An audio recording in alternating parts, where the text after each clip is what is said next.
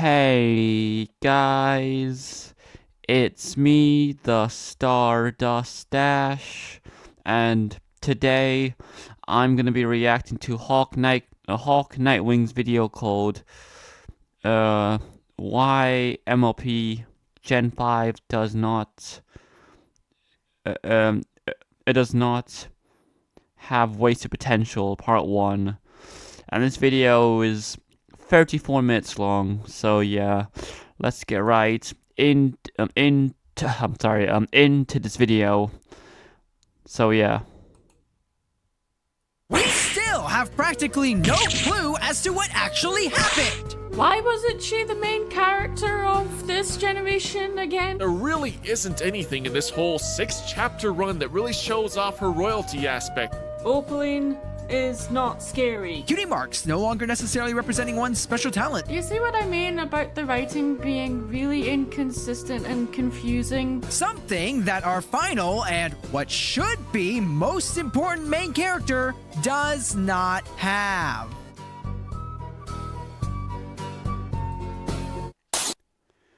Yeah, so I'm not gonna lie here, I also made a video being like G5 it is a disappointment as well. But you know, just because I think it's a disappointment, it doesn't mean that you should think that it's a disappointment as well, so yeah. But, you know, I do like G5 a little bit, but not that much, I would say, so yeah.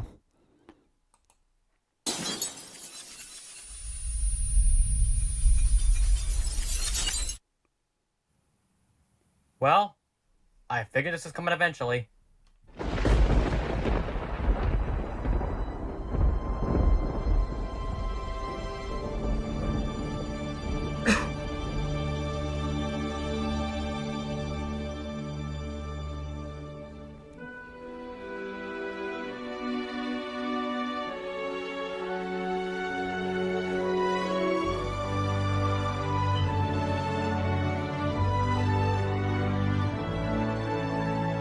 Hello everybody, my name is Hawk Nightwing, the most unapologetic defender G5 you'll ever meet, and well, it's finally here. The video I said I would probably make my response video to beat Fox 15 so many months ago, the video that is sure to get so many people steamed and arguing in the comments, the video meant to debunk one of the biggest hate arguments against Generation 5 My Little Pony, has finally arrived. Today, I want to examine the wasted potential argument. You've all probably heard it a lot, it's nothing new. It's in a ton of discussion circles. Oh, Making Mark wasn't what I imagined it would be. It ruined the setup the movie gave it. It should have been about discovering old G4 locales. Sunny was wasted. Zip's arc was abandoned. You've all heard it before. For those who don't know, wasted potential in media is often described as when we see a concept that wasn't done in a just way. Whether it was treated superficially or not to the full scope, we get that disappointed feeling, this could have been better. I mean, like, sorry about that, I've seen something like this happen before, and this was in, Power Rangers Megaforce and Super Megaforce, because, Saban at the time took two Sentais, what's that, Go Sager and Go Kaiger, and put them together, and yeah, it wasn't that good, I'm sorry. So yeah, this isn't the first time where I've seen wasted potential. Credit to Reddit user Alexia Cat for that perfectly worded description, and to Rainbow Brush for giving me the idea to include a definition in the video in the first place. So with that definition in mind, when I say that this generation has been on the receiving end of that very argument is quite possibly the biggest understatement of the century. It's everywhere, like I said. You'll always see it somewhere, particularly in regards to Make Your Mark discourse. I also feel like this argument is one of the leading causes behind the backlash towards Make Your Mark. People set themselves up for disappointment by expecting a story they were not going to get, character arcs they were never going to get, based in part by either misinterpreting elements of either the show or the movie. It's an argument that essentially boils down to, this is what I wanted to Make Your Mark to be, but it wasn't that, so that's why I hate it. It's also a narrative that I find to be completely missing the mark on G5 as a whole. I heard it so often, it's been in so many videos, you're probably so sick of hearing it by this point, and it's something that I want to finally debunk. I want to get to the root of the whole issue people have with this show, the source of all the controversy towards G5, then debunk it with facts and logic. Not only using the principles of good writing, but actual evidence from this generation itself that debunks said narrative. But there's a reason why it took so long to make this. After so many hate videos that come out in the wake of Make Your Mark's end, why did it take so long to make this video? Well, I'll tell you why. This is an argument that I needed to take my time analyzing. My endless quest to convince the fan that G5 doesn't in fact deserve the hate it gets. My thought process was always, if I was ever to make a video on why this generation does not have wasted potential, it would need to be really good. Something that people would actually believe. You can't just say anything and expect people who believe in this notion to be convinced.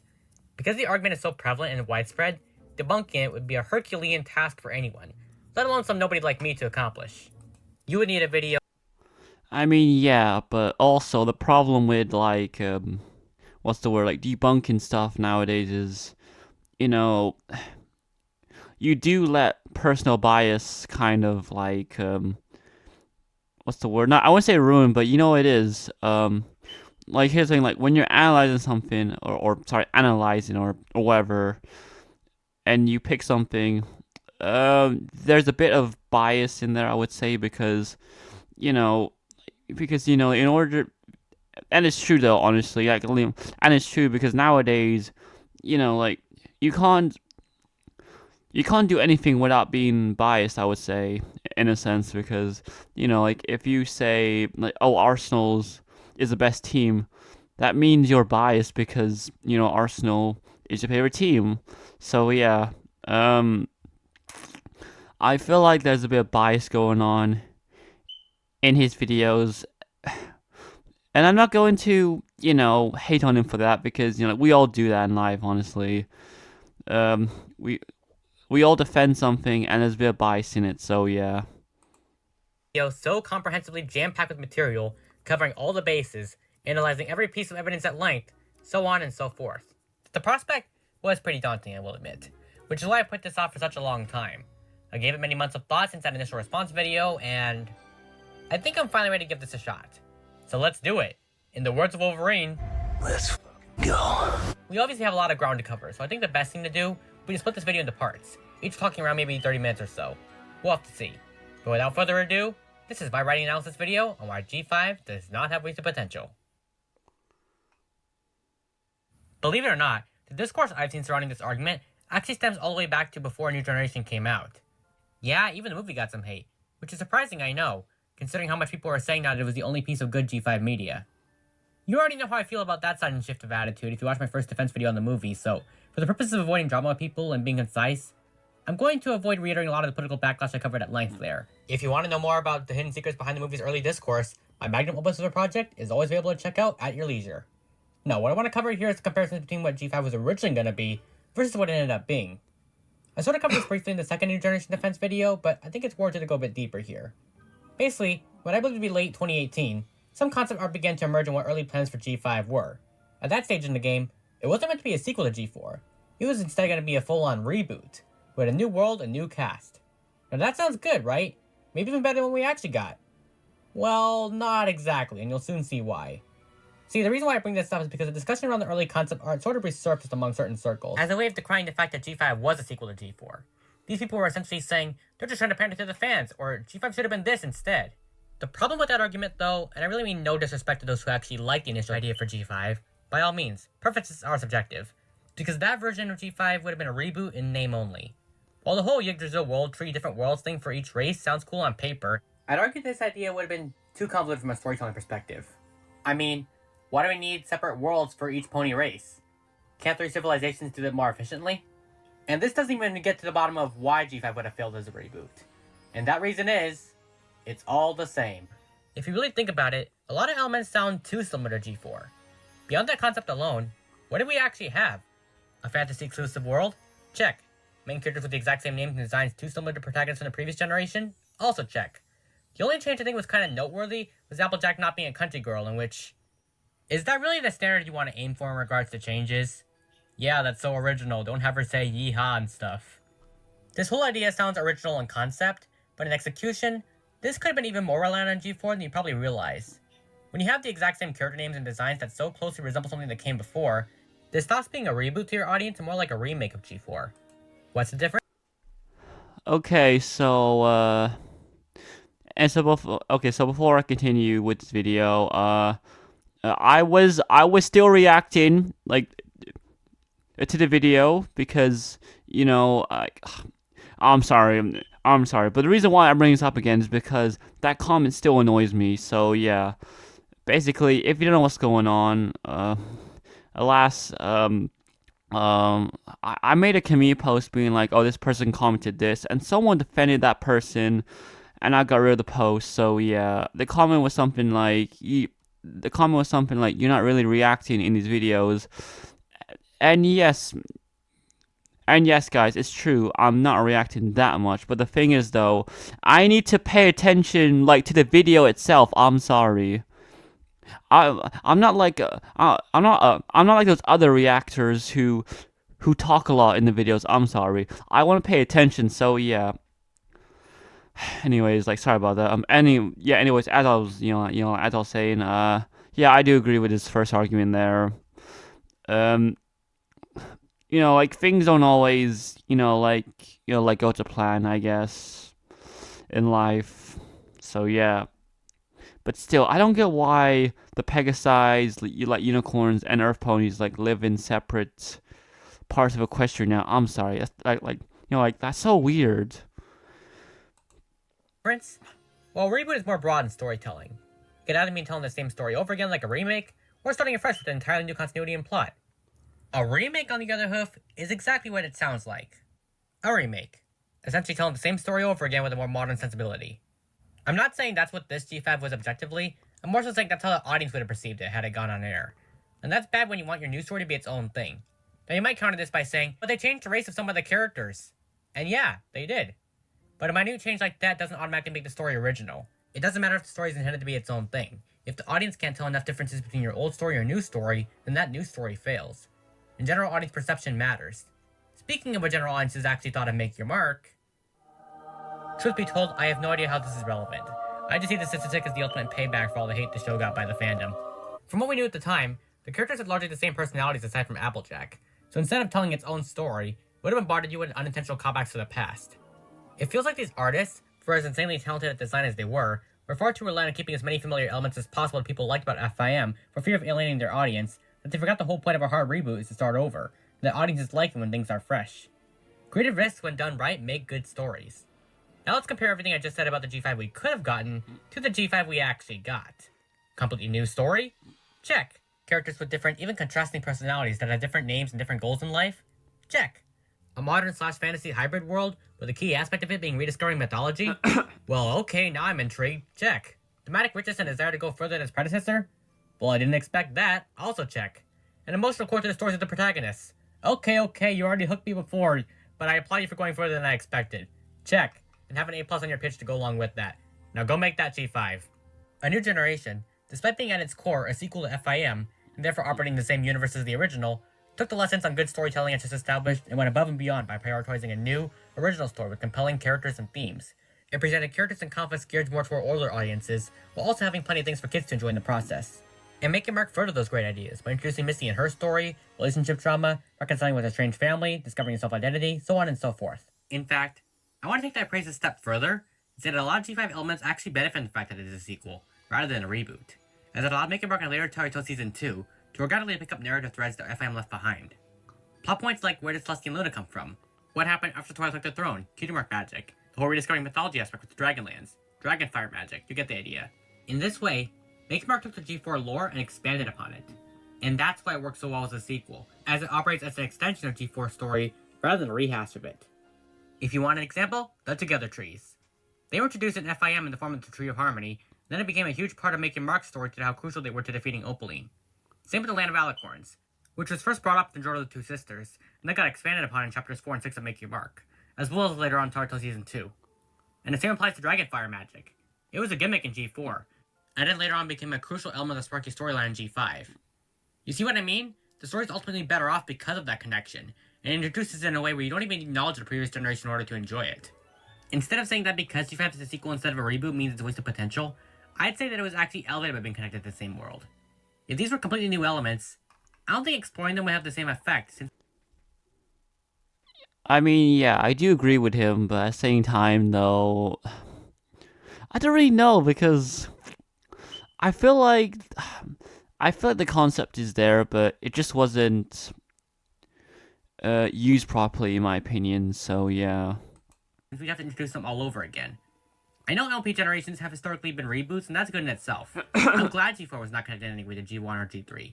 But as we established, the initial idea for G5 as a reboot would not have worked, and the way the G5 we got functions as a sequel feels natural. Every inclusion of G4 elements serves the story, and it's never bogged down by pointless pandering. Both A New Generation and Making Mark prove right out of the gate that G5's number one priority was telling its own story, which is very impressive for a sequel. Unfortunately, despite the massive accomplishment, that's not the only complaint G5 as a whole got in regards to what it could have been. Let's talk about... This is a more common argument, and it surrounds Making Mark a lot more than the movie. Basically, what you need to know about this one is that while one camp of people were complaining that G5 should have been a full-on reboot, which as we established would not have worked nearly as well, there was a certain more active camp of people who are essentially saying that, well, since G5 is a sequel to G4, it should have committed to being one. Making Mark is bad for not answering our questions about how things got to this point. You even have people saying that Making Mark should have been about rediscovering old G4 locations and what happened to them. And as always, I'm here to crash this party and say that, with all due respect, that actually would have been pretty stupid. Why, you ask? Well, first we need to address the elephant in the room that people point to as the sole reason why this show could never be what they wanted it to be. And that is the legal issues with Discovery Family. Essentially, according to this bombshell report, the Discovery Channel actually owns half of FIM's rights, due to being a television show that aired on their network, while Hasbro owns the other half. What this means is, whenever our idiotic blue square of a logo wants to reference anything G4, they basically gotta pay all the royalties to Mr. Krabs. Money! And after hearing this, you might be thinking, well then why the hell did they decide to make it a sequel then? And you'd be perfectly in the right to ask that actually, even I don't have the answer to that. Sometimes Hasbro be Hasbro and they gotta pay for it afterwards. Like signing that deal with Netflix that essentially guaranteed that G5 would never reach mainstream appeal in the same way FIM did. But there's a good reason why I bring this up. For as horrible as the situation as it might be for Hasbro behind the scenes, I'd actually argue that creatively, it's a blessing in disguise and you'll soon see why. While it is reasonable to ask for your questions to be answered in a legacy sequel like this, the show is actually not obligated to answer all of them. And if I gotta be really honest with you here, that doesn't make it bad. While there are concessions you have to make such as how the sun and moon work now, the questions that are important to the story were answered, such as what happened to the other creatures like the dragons. What caused Ponykind to separate in the way they did? How are the Unicrystals created? How does the magic on Equestria work now, all these years later? Why did Twilight have to resort to such drastic measures to defeat Opaline? Why is Equestria only 3 civilizations now? All these have clear-cut answers. For the first question, the dragons were sent to the Isle of Scaly for protection, and fell into a several hundred-year slumber once the Dragonstone was drained. The second question's answer was that the crystals were created as a form of protection against Opaline, to prevent her from stealing all the magic from Equestria. The third question's answer being that the evolution of magic is powered by Pony Unity and Cutie Mark magic, which was actually a thing in G4 in case anyone forgot. Remember Coloratura? And the fourth question being that Twilight and her friends actually won against Opaline, so she had to resort to darker means to combat the magic of friendship. And lastly, the fifth question's answer being that because Ponykind separated, they only felt safe with each other, so that's why the 3 pony civilizations exist. One for Earth ponies, one for Pegasi, one for unicorns. A lot of these were answered through the backstory we were given. People are just so caught up in the fact that not all the questions were answered that they forget that Making Mark did not exist to serve their whims, and that less is more. Only questions that serve the story being told can have the answers given to them. We don't need to get a concrete explanation as to how the sun and moon work now. The fact that this isn't given an answer doesn't destroy G4 lore, because in Chapter 4, the writers actually acknowledge that they used to be controlled manually through Opaline's dialogue here. They thought they were so great because they had the whole sun and moon thing going. Which is in keeping with what was already established. This in turn creates intrigue. Sometimes, it's better off for some minor questions to be left unanswered so that theories can exist. Same as what happened to old G4 locations. We don't need to see what happened to Ponyville, Canterlot, or Cloudsdale. Turnaround times have changed since we last caught up with this world. And having the story being about rediscovering those places would be counterproductive to the narrative. Instead of showing us a new location to explore or demonstrate how the world has evolved since FIM times, having the story be all about what happened in the past would only serve to cause the same problems that befell the original concept art, relying too much on the past and therefore failing to be its own thing. Making Mark avoided this by juggling being a sequel and a new story perfectly. It knew what elements it needed to prioritize, what elements need to be put to the wayside. What I love about the way it went about sequel ties, particularly in the later chapters, is that the show was able to connect itself to G4 without actually having to connect itself. Confused? Let me explain. See, with the exceptions of having... Yeah, so I agree with him, but not completely, because, you know, just because it's not connected entirely, it doesn't mean that's a good thing. So yeah, I'm not saying that you have to reference like the previous show in the new show, but at the same time though, you know, if you don't I don't really know how to explain it, but you know, if you don't reference something enough, it it doesn't help. I'm sorry. Twilight and Spike there's narrative elements, the advantage of being a soft reboot so far removed from the timeline is that it can work with new elements to tell its story. For example, you got new characters like Elderflower, who is a descendant of Moondancer, to fill in some blanks of the lore. And another example, Sparky's storyline that leads us to the Dragonlands. We already found out from Chapter 5 that he had some link to the past and the state of the dragons, but we didn't know what yet. And having the world be uncovered through our new characters is just so much more appealing from a storytelling perspective. You get locations like the Breezy Night Market and the Isle of Scaly, places with ties to the past without being past locations. The Night Market isn't the old pocket image from It Ain't Easy Being Breezy's, and the Isle of Scaly is not the Dragonlands from FAM proper. It's a whole separate island meant to be their new home. This is a perfect example of working within your limitations, and connecting your story to something without having to overtly reference it. Instead of being callbacks that are meant to distract you with nostalgia, these new locations showcase how the world has evolved since the Twilight era. You still get Sunny and Co rediscovering the other creatures in ancient history, but without the need to constantly say, remember this, or this, or this, or how about this? Which is incredibly easy to do. Now, you might be saying that this ignores that some G4 characters did show up eventually. But it actually doesn't, and here's why.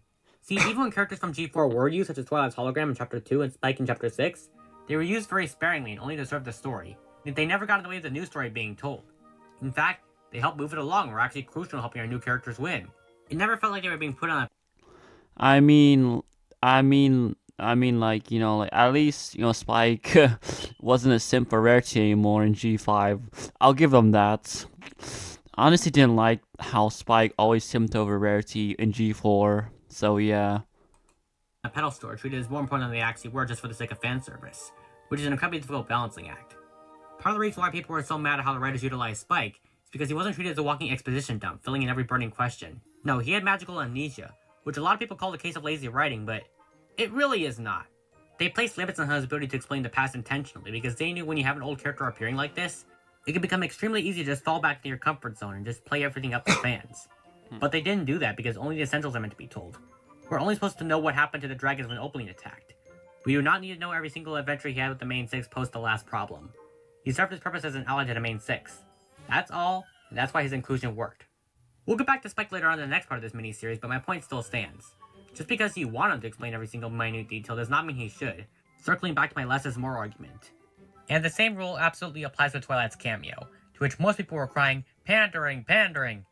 And it's not. She only appeared to set up and introduce the greater mystery of Opaline, which is something I covered in my first Mickey Mark defense video that you should absolutely check out right now if you want an unbiased review of the first 3 chapters of the series. Anyways, she was there to serve her role in the story. Nothing more, nothing less. She had a point being present without overstaying her welcome. Her presence hangs over the entire story without you even noticing it. You might be wondering why it's important to include both she and Spike, since the story of this show already has so many original elements. Well, we have to remember that for all its originality, G5's at the end of the day a sequel to G4. Twilight and Spike serve as the bridges that connect the 2 generations together through the overall storyline.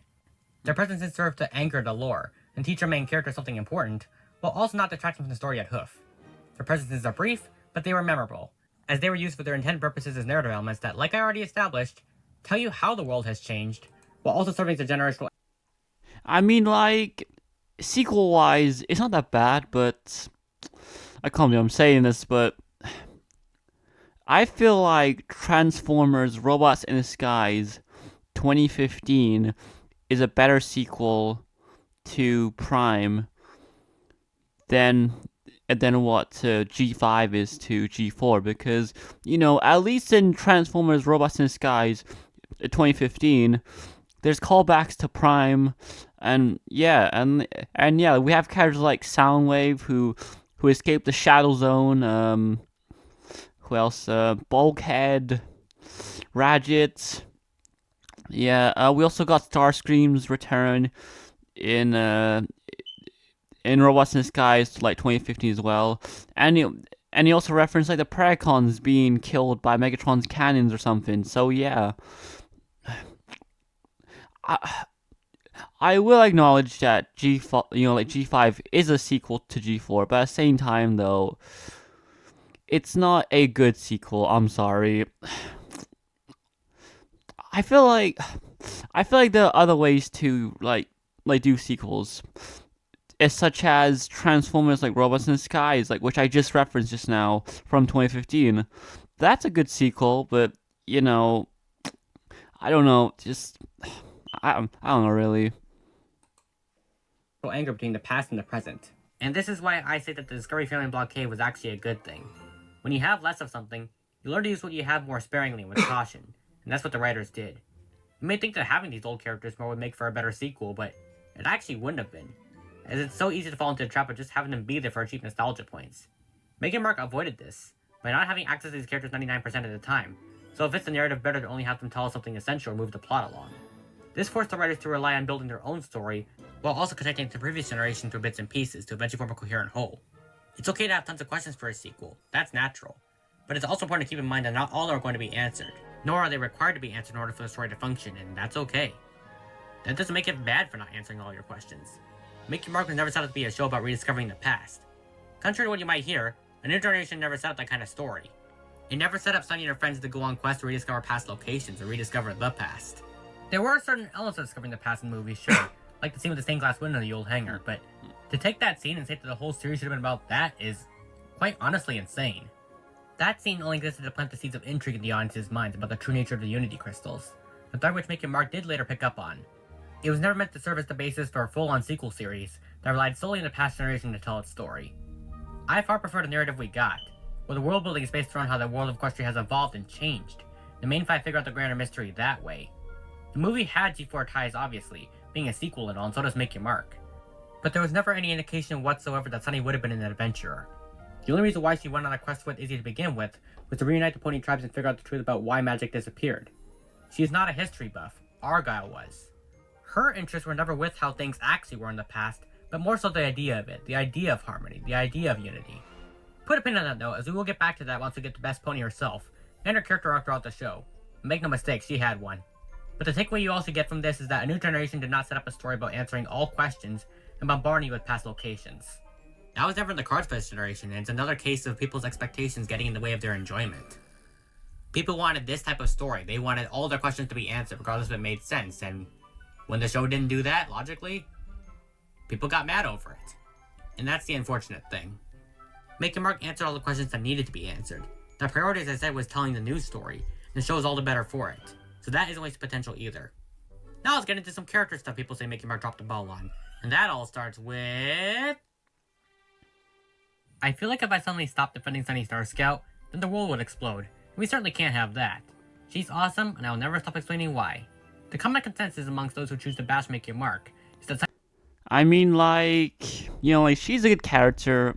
I'll give her that, but as you know, like at the same time, though, I wouldn't say she's a Twilight Sparkle because, you know, I don't know, or I don't know really. Sunny's character isn't bad, but at the same time, though, yeah, she just isn't on the same level as Twilight Sparkle.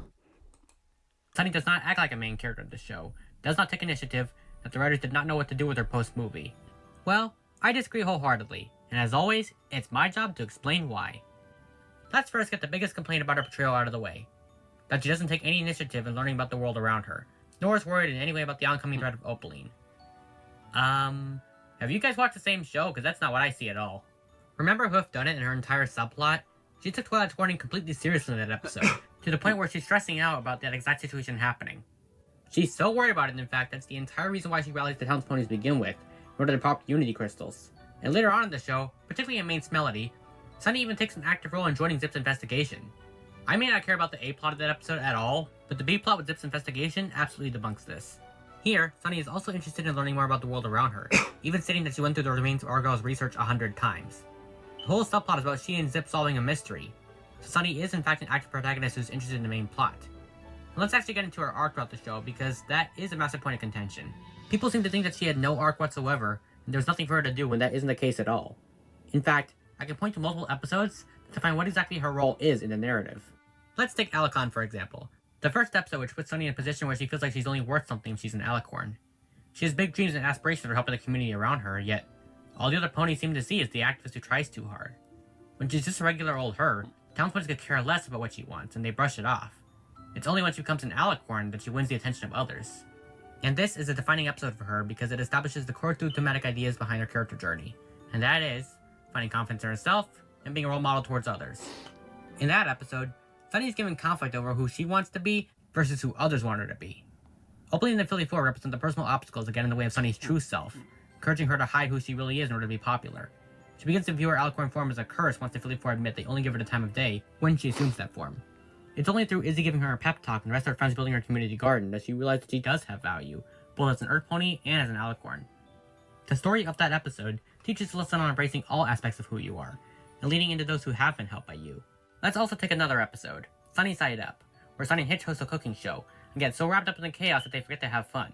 Sunny's speech about needing to be herself and later realizing that she needs to apply the same mindset towards Hitch showcases that role model aspect, and again showcases her in a place where she needs to learn something fundamental about what it means to be a good friend. This establishes her as a protagonist with flaws, as despite thinking she knows everything there is to know about friendship, she only knew the idealized version of it in her head that her father taught her. The truth is that real friendship is messy. You make mistakes sometimes. Not only that, but this episode also did wonders to establish Sunny's personality, as well as providing some insight as to who she is as a character, which again, disproves the argument that she was wasted in this show. It explains how Sunny utilized cooking as a form of escapism from her difficult life as an outcast, how she used it to express herself amidst everyone trying to put her down and force her to conform to societal expectations, and how all she wanted to do was give that same sort of joy towards others. It demonstrates the importance of her job as a chef, as a smoothie maker. It's a key part of her identity and she loves doing it, as it allows her to share her passion with the world while also making others happy. I'll get into this more in the second Make Your Mark Defense video, as well as my upcoming dedicated Sunny analysis video, whenever that comes out, but I think you'll get the point for now. It's a brilliant episode to define what makes Sunny who she is, and gives her her purpose, both as an audience surrogate and as her own character. We later get back to her alicornhood come Missing the Mark, where she learns to fully control her alicorn powers and uses them to fight Opaline, which is a culmination of her journey that started since Chapter 2. There, she's once again presented with inner conflict about her abilities, feels pressure to have all the answers. See, the crux of her alicorn arc is her not feeling worthy of the strange new powers she's been given, the insane responsibility that comes with that. It's a logical next step for her character after the movie, and it's utilized to a very good degree, particularly in this episode. After Misty frees she and her friends, Sunny takes narrative agency and fights Opaline herself in the throne room of the castle, ultimately winning thanks to the help of her friends.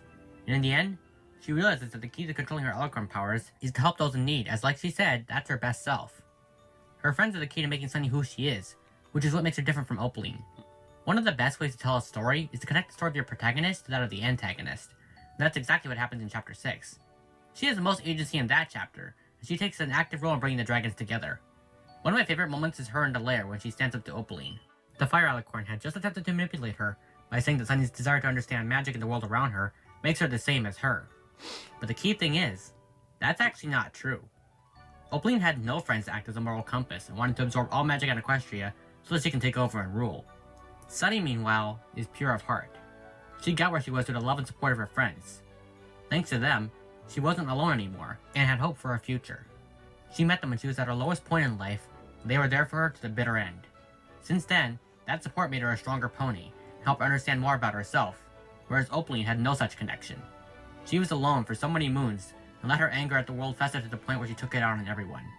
And that right there is the brilliant connection between Sunny and Opaline. Two characters who started off alone, but ended up on completely different paths in life. Sunny found hope and friendship, whereas Opaline did not, which is why they will never be the same. So to those of you saying that Sunny does not have any connection to Opaline whatsoever, you're dead wrong. And this was the perfect way to tie it all together.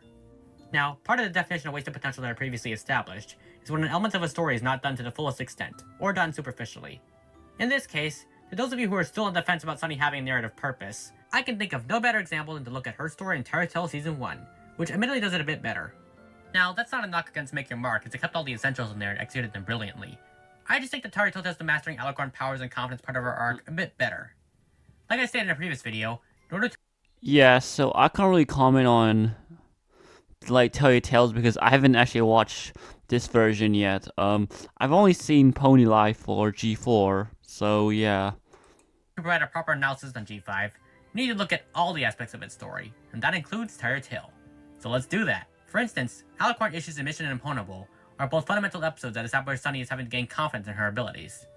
In the former, the resolution comes when Sunny has to talk with Hitch at the beach about believing in herself, leading to her saving a bunch of fillies with their Alicorn form. This represents the point where she masters her full potential and starts to believe that she can use her newfound powers to help others. Mission Imponable tackles the confidence aspect, where the whole plot is about her friends teaching her how to own her abilities and be confident in herself, so that she can be the protector that Equestria needs. Arnie Cutie Marks also goes the extra mile by showing Sunny learning how to be a leader of Maritime Bay and a national symbol when the Equestria Games come about. The lesson of that episode is a fantastic one on embracing differences and teamwork. Like I said, it's a great arc for her that's more streamlined in this show. It's interesting to see how both Making Mark and the first season of Tired Tale tackled the same plot thread. Both shows go out of the way to make Sunny important to the narrative, so, again, she's not wasted this generation in the slightest. In fact, if you want a better example, one that gives Sunny an arguably stronger narrative purpose, then look no further than the second season of Tired Tale, which is so far so good that even sitting as part of the same show feels wrong somehow. As such, the two episodes that I'd like to turn your attention to are The Lone Alicorn and Written in the Star Scouts. The former gives Sunny an emotional core by having her feel like an outcast once more. She's afraid of being alone, and she's seemingly the only Alicorn left in the world. Or so she thinks. It's a brilliant episode that sets up a much stronger story for her and connects her to the lore of Skyros. It's an episode full of intrigue and potential, which is what edges it just slightly above Written in the Star Scouts for me. But that doesn't make it anything to scoff at either. In fact, the latter episode dives into Sunny's history, revealing who her mother was, what her role was in her daughter's life. It showcases Sunny reliving long repressed memories, and opening up to zip more about her early childhood. It's a very heartwarming watch, and both these episodes showcase that Tired Tale has its priorities right when it comes to our main character. When looking at Making Mark and Tired Tale as one story separated into two shows, it's clear that Sunny had a purpose in the narrative, and it all comes together to form a complete arc done to the fullest extent. So to anyone saying that the writers didn't know what to do with Sunny post-movie, I politely encourage you to rethink that stance. Now I want to turn your attention towards Hitch Trailblazer, a character who a lot of people say was ruined and dumbed down in Make Your Mark, but that couldn't be further from the truth. I honestly don't know where the criticism stemmed from, because Hitch was never a super serious sheriff type, like the fandom just loves to claim he was in the movie. He had his moments of seriousness, but to say that his portrayal in the show is at all a waste of potential or a downgrade is just ridiculous to me. He was never a stoic figure who never had any moments of levity. In fact, a new generation went out of its way to parody that stereotype by showing Hitch as a pretty lighthearted character, having animals constantly follow him, and having him dance at Pip's performance, even doing improv. He was always goofy, and that portrayal we see later on is the logical next step in his character progression. Yes, he was treated with by far the most nuance out of the whole main cast in the movie, but in terms of giving him a purpose, the series treats him with the exact... I mean, like, Hitch's character is alright. At least he's not like, at least he's not like Sprout in the movie who takes over or something, so yeah. exact same way the movie does. Like I talked about in my first Make Mark defense video, it makes sense for him to be more happy and carefree, considering magic has just returned, and all three pony tribes are reunited again. There's peace. His time on the adventure softened him. It allowed him to open up around others. But even so, he never loses sight of his duties as sheriff and his priorities, and that's highlighted throughout the narrative. You see him worry about magic getting out of control in Chapter 2, him putting the town first and worrying about whether or not he can be the sheriff every pony needs him to be, and he actually goes headfirst into fighting Opaline one-on-one in Chapter 6. He's still treated with respect and dignity, and I actually want to take that a step further and say that in regards to giving him an overall arc, the show actually improved him by incorporating his love of Sparky into the narrative. It anchored his character by giving someone to care for, and you got to see how the baby dragon changed him, how he'd do anything to protect him, and even contemplated giving him up if it meant that would keep him safe in Chapter 5, therefore demonstrating that same selfless nature. Having Sparky to care and fight for gave his arc of embracing change in his life an emotional core, and it's given satisfying payoff at the end of the show when Sparky chooses to stay with him. That kind of development is exactly what he needed, and this arc is perfectly in line with how he was portrayed in the movie. And finally, or at least finally for this video, there's Zip Storm. Many people are saying that she had an arc throughout Make Your Mark that was set up in Chapter 1 that ultimately amounted to nothing.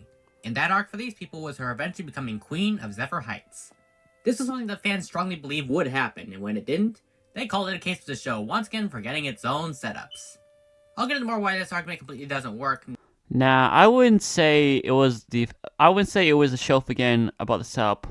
I just feel like it was more of Zip's character, like learning to choose her own path instead of letting others do it for her, I guess. Because her mother wanted her to rule, whatever you call it, up there in the sky. So yeah. Next time, but what you need to know for this video is that was never her arc. In fact, that wasn't even set up at all, and this strikes me as people misreading what her character progression actually was in that first special. Her whole deal was that she wanted to get away from the palace life. She was never going to embrace that eventually. The whole reason why she fought to stay in Maritime Bay to begin with was because he absolutely positively rejected the idea of being queen. Now I'm not saying this is something that'll never happen, as even Tired Tale alludes to it, and even I don't know, but it's good that this is something that Make Your Mark never set out to accomplish. Now, should the series have made her queen in the end, therefore qualifying this as wasted potential after all? No, absolutely not. The writers never showed off a royalty aspect throughout all 6 chapters because being a royal was never something Zip was interested in. She likes to be a detective, question things, explore places, find out the answers to burning mysteries. She's a rebel through and through, and the movie established that right from the get-go by having her reject the big lie that her own mother was propagating to the townsfolk. She would absolutely be the last pony to ever consider fitting into that stuffy mold. Even if you crafted the best and most well-written arc in all of fictional media, having her learn to accept being queen in the way the fans wanted would have been an absolute betrayal to her character, because Zip would never want to become queen, ever. She wanted to find her own path throughout the series, make her own future, and break away from the trappings that being a princess made her. Her arc was actually going from skeptical to putting her trust in others more. Her growing friendship with Misty was living proof of that. She learned to be a more thoughtful sister, a better friend towards those around her, put her pride aside for the happiness of others. She learned to be more responsible and mature.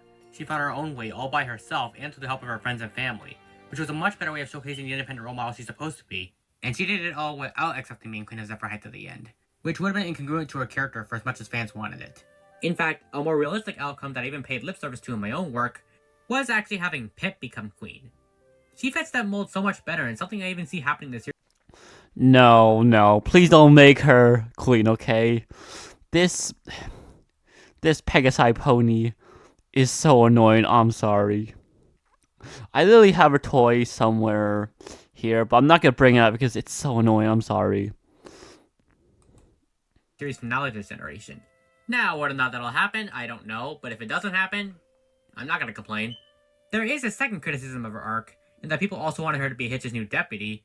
Wow, this generation just can't win with any crowd, huh? But that's not something I want to get into now, in the interest of making the whole Make Your Mark Forget stuff talking point its own section in part 2. For now, the point I want y'all to take from this is that the big reason why Make Your Mark never focused on Zip learning how to play a royal isn't because it forgot its supposed setup. It's because this is an arc that fans conceived in their own minds. Nothing more. It was something they read from the special that was never actually established. This tends to happen a lot in fandoms, where people think a piece of media established something when it never actually did. It was never something the show actually set up, and having this be her arc would have been a disservice to her what her character represents. Zip Storm is a detective, the element of bravery. And that's what she wants to be. And well, that's the end of part 1, and part 2 will come out when it's ready. Not giving any release dates yet because I'm absolutely horrible at maintaining those. But it'll come, don't worry. I'm treating this as a sort of series within the series, and it's absolutely meant to work in tandem with the main Past Defense of Malpoint Generation 5 defense analysis. The reason why I chose this argument out of every single one that is used to unfairly bash this generation is because it's probably the biggest dark cloud that hangs over it, and it's time for the light to finally dispel that darkness. This is sort of the appetizer to my big ol' second Make Your Mark defense video, which is still coming. But for now, I want to see what you guys think. Has any of what I said changed your perspective on Make Your Mark or G5 as a whole? How about Sunny's character arc, or Hitch's? What do you think of the whole Discovery blockade, and do you agree that it made this show better? Is it even real? Whatever you think, feel free to let me know in the comments below. If you are new here and you want to see more, then feel free to drop a like on this video and subscribe to the channel to be updated on future content. We analysts appear to be a dying breed in the community, as mindless hate videos are all the rage, so your contributions make a huge difference in helping me grow. Until next time, this is Hawk Nightwing signing out. Hoof to heart. Well, anyways, that was my reaction to Hawk Nightwing's first video where he actually defends G5, I guess. Yeah, I agree with most of his points there, but I don't agree that G5 is a very good sequel to G4, because once again, there are other shows that have sequels that are kind of better than G4, such as Transformers Robots in the Skies 2015, in my opinion. But yeah, that's it really. I'm gonna end this video now because it's about 44 minutes long now. So yeah, bye guys.